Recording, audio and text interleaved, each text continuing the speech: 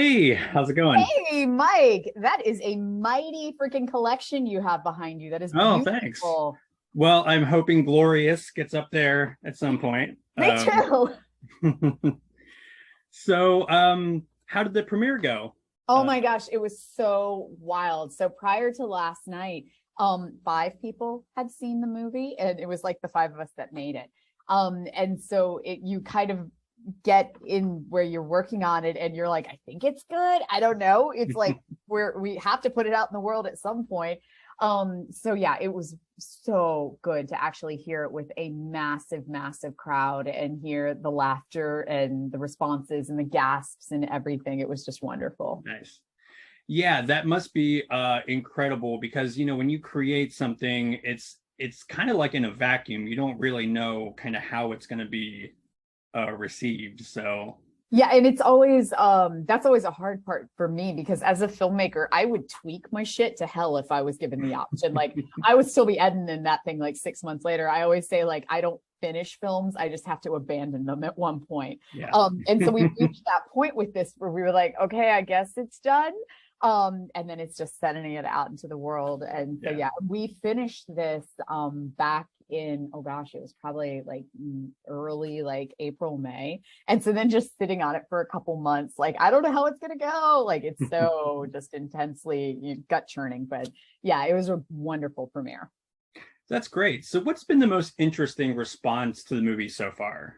I just love that, and I can't call it the most interesting, but it's exactly what I was hoping for, which is a what the fuck response. Like we did not I did not make this movie to feel safe, but I did not make this movie to feel PC. I mean, like it's supposed to be this like completely bonkers, I can't believe this is happening movie. And I love when people say like, I could not believe where this went. I could not believe how far it pushed itself. Like that's what I want more than anything is like, holy crap, you went there. And so yeah, that's been kind of the best responses. And I love when people pick up on the philosophy. We put in breadcrumbs of so much philosophy into this, just even in the characters' names themselves are like symbolic and all of this. There's so much symbolism built into just the subtext of the movie. So when people have been coming up and like, oh my God, I got why he was named Gary Ski, I get elated because it's like somebody got my joke. Yeah. So yeah, it's been great. Yeah. Now I think I mean definitely it's all really interesting, but one of the coolest things is you got J.K. Simmons and how did he get involved in this project? So right, we wrote this like we optioned this script and started working on it right at the top of the pandemic. Like it was the scary part of the pandemic where we were all still like lysoling mail and like wiping down bananas that come into the house and everything. And my DP, my regular DP, Pete, I had sent it over to him and said like, hey, I know like we can't shoot anything now, but maybe if we all quarantine for 2 weeks, we could like find a soundstage or maybe like shoot it in my garage. Like I was just so desperate to do something creative. And Pete was immediately like, no, this is really good. We're not going to shoot in your garage. We're going to send this out. And Pete is good friends with J.K. Simmons. He has done a bunch of projects with him. And he was immediately like, J.K. loves weird stuff. He's really into Lovecraft. I'm going to send this over to him. And I was like vomiting in my mouth, thinking like, wait, you're sending my weird little glory hole movie to J.K. Simmons. Pete, what are you thinking? And literally we heard back 48 hours later, like his reps contacted us, were like, he loves the film. What can we do?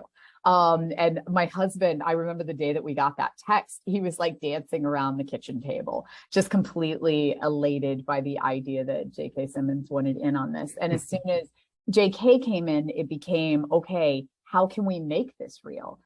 Because prior to that, it was very much, we'd been shopping it around, but most of the companies were not at the point where they could be filming things yet. And so it very much became like, okay, well, now we've got these choices. What can we do to keep making it more real? And then when we started shopping it around more, we were like, okay, we don't want to film this in, the smallest soundstage ever. We actually want to make it a little bit bigger and go big with it. Yeah, no, that's interesting. And I read your interview that you did with Variety, which was a really nice piece. Yeah. And you were saying that you, with the voice, you wanted somebody that had obviously a great voice, but something that wasn't like big and booming and scary. Yeah. Like you wanted to be a little disarmed at first, and then, you know, actually That like was go a there. big thing for me. And as we've been taking it around, like I've been getting suggestions of, oh my gosh, you should reach out to Ron Perlman, or you should try Robert Englund. And with every single one of those suggestions, I was like, they're amazing actors, but the voice has to sound unassuming. It can't sound like he is going to, eat your soul as soon as he starts speaking. It has to be the person that you would feasibly believe is in a bathroom next to you. And it has to, I've talked a lot about the idea of the social constructs. Like I'm from the South, and in the South, everybody talks to everybody. Like it's kind of a thing, or maybe that's just my weird little hometown, but like it's very much like a cordial thing that if somebody is talking to you and they're being nice, that you show a certain social response, that you're either smiling or something, like you just don't 180 and walk out the door. So we knew that element of like, the dude's being nice, he's being cordial, he's like trying to make small talk with this guy. The idea of being socially kind of feeling obligated to respond was a big thing. Yeah, no, that's really interesting. And yeah, like I'm not from the South, but I've definitely visited the South, and it is almost a 180 from like us rude Northerners. So I live in LA. Like we don't talk to each other. I know my neighbors enough that like whenever there's an earthquake, we go out and stand in the middle of the road in our bathrobes and go, yep, that was an earthquake. But like in the South, like we know everybody on the street. Like it's just a different vibe of like being cordial and chatting with your neighbors. So not to say that my neighbors in LA aren't lovely people. We just don't, that's not what we do. So now obviously like J.K. Simmons was probably recorded remotely wherever he was. Now did you direct his voice performance, or did they have a separate voice director for that? No, we actually did some in-person stuff as well. So with JK, we had a lot of rehearsal time. That was the nice benefit of the pandemic, was nobody was really doing anything. JK was still doing a lot of work. He was doing a ton of voiceover work. But we were able to get 4 or 5 rehearsal sessions. Like, so by the time that we got in to actually record, or got to set to actually make the movie, JK and Ryan had spent long stretches of time together with me there. Like we had giant conversations about philosophy and Wes and Gat, and how much Gat loves humanity, and Wes and his entire motivation, and his feelings towards Brenda. Like we had really just hashed it all out for hours at a time. And then what we did is, so by that time also Ryan and JK had gone through the script together and read it many times. So they knew each other's cadence, they knew each other's tenor, they knew how each other was going to deliver things. So by the time we got to set, we had somebody reading for JK. It was actually one of my producers, Morgan Peter Brown, who's also an actor, did a fantastic job reading for JK, and he was emulating the JK performances that we had seen in the rehearsals. And then we did some of our recording sessions were done via Zoom as JK was traveling around. And then the very last one that we did was in person in LA. And we got to finally, after literally like 6 months of working together via Zoom, got to meet in person, which was phenomenal. And yeah, so I was directing his voice stuff as well, which was wild. Let me say, the very first time I gave direction to Oscar award-winning actor J.K. Simmons, I was like, could you try it? And then after that, like he was just absolutely lovely to work with, one of the most down-to-earth people ever. That's amazing. So now with this like rehearsal time, did he like shape some of his own dialogue? Did he say like, can I tweak some things? Definitely. And that's standard. And I always give my actors the option of doing that, because it is really important that they make it their own. So Ryan did that as well, where I'm very much like, if it feels more comfortable to word it a different way, or if it's going to have more impact if you use particular words over other words, I'm always open to let any of my actors do that. And so JK, because Gat has a very particular way of saying things. Gat tends to be very formal with his speech. He does not use bad grammar. He also does not use conjunctions, like even just combining words together, like he would say do not over don't. And so JK was very aware of Gat's very particular style of speaking and brought even more, where he was like, what if I used some bigger words? And we were like, yeah, Gat would use big words. He had this very formalized style where, you know, are you recovering from inebriation? And everything is very deliberate and spoken. Yeah, well, that's incredible, and it's so wild because you know I watched it last night, and I unfortunately like wasn't there at the premiere, but I had a screener, so I was like chilling on my couch with a beer watching it, which I think is also an acceptable alternative. I have covered Fantasia. I was a journalist before filmmaker, so I have covered Fantasia for the past 2 years. In my sweatpants in a camper.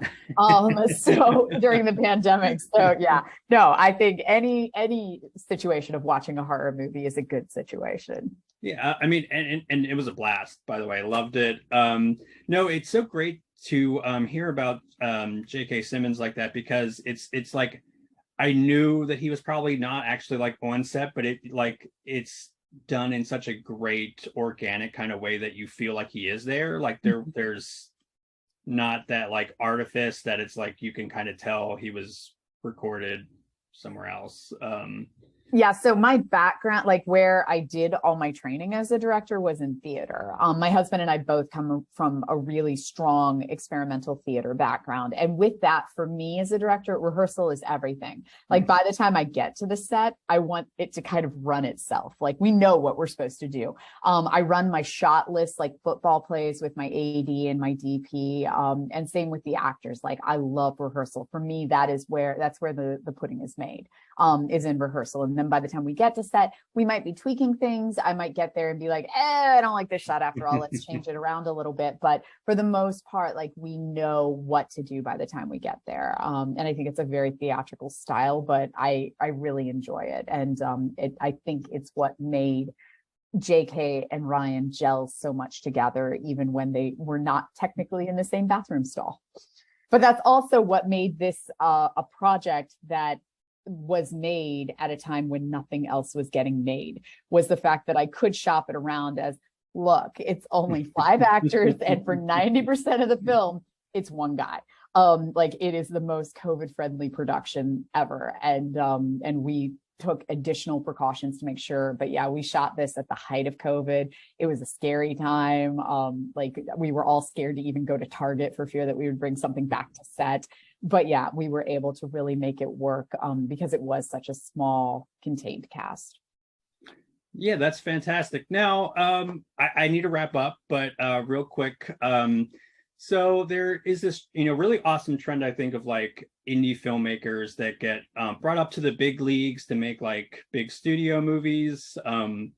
Dare I say, even like Marvel movies. Like, what if you were approached by Disney? What would you do something like that? So I tried to get this through to Disney a couple of years ago. Disney owns the rights to Maniac Mansion, this old NES game that I used to play when I was a kid, about these kids who stumble into this mansion that's next door to them, and it's just a maze of endless fun. That's one of the Disney properties I have always wanted to do. That'd be awesome. Yeah, and so there's Marvel World. I would love to pitch a Howard the Duck movie. No one's gonna humor me on it. I would love to pitch a very despondent, satirical, flat, almost kind of 90s Daria tone Howard the Duck movie. Yes.